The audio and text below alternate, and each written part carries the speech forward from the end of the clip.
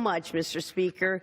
I'm deeply concerned by the rapidly deteriorating human rights situation in Chechnya, where hundreds of gay or perceived to be gay men have been harassed, have been tortured, and have been killed by Chechen authorities. On April 1st, a Russian independent newspaper first reported on this detention and disappearance of gay men, which the Chechen leader has continuously denied.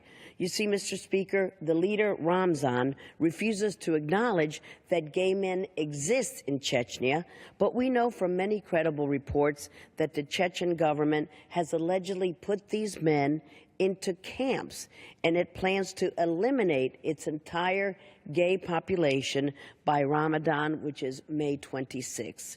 This is disheartening, to say the least. In an era where the world is moving toward tolerance and equality for all people, to hear about these atrocities being committed is very tragic. The United States should not and must not turn a blind eye to this unwarranted persecution. All individuals, no matter their sexual orientation, their gender identity, their religion, their race, or any other basis, deserve the full enjoyment of their God-given rights. These are universal and are for all people to enjoy.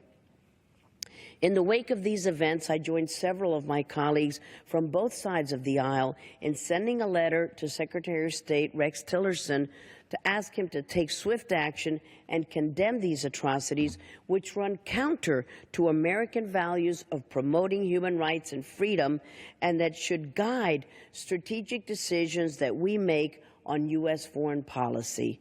I was glad to see that the Bureau of Democracy, Human Rights, and Labor of the Department of State spoke out against the practice of the Chechen authorities and called for the immediate release of the hundreds of detained men being held at these camps.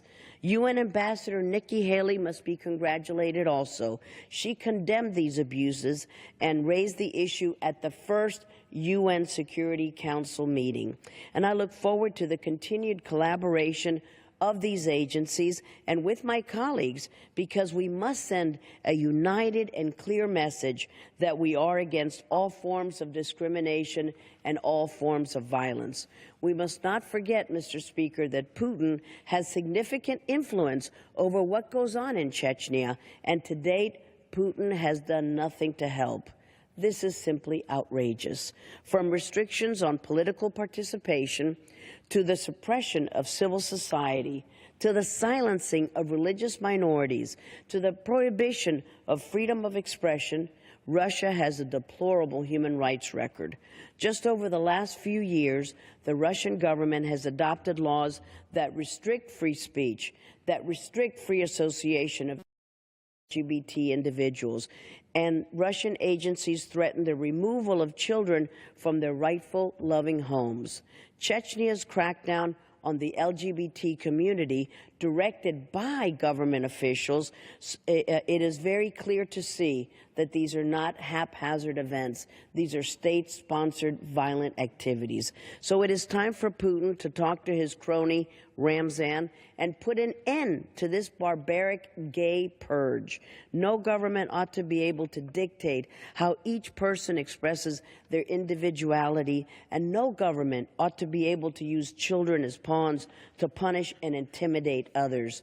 I am committed to supporting LGBT individuals under siege in Chechnya, and through the combined efforts of wonderful organizations like the Council for Global Equality, Human Rights First, Human Rights Campaign, Freedom House, and so many NGOs in Russia, we will continue to raise the alarm about Chechnya and Russia's declining human rights record and help find a safe haven to those facing persecution.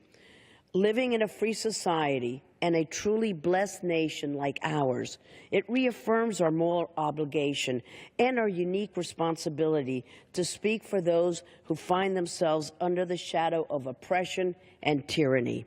Mr. Speaker, I'm against any action that undermines the human rights of any person, and in the coming days I will introduce a resolution that condemns these reports of violence and persecution in Chechnya, and it calls on its officials to immediately stop the abduction, the detention, and the torture of individuals based on their sexual orientation. That is just unbelievable. It urges further our U.S. leadership to continue to condemn Chechnya's ongoing human rights violations and demand the release of individuals wrongfully detained. We remain steadfast in our commitment to protect and promote the human rights and dignity of all people. So it is my hope that our colleagues will join me in this worthy endeavor.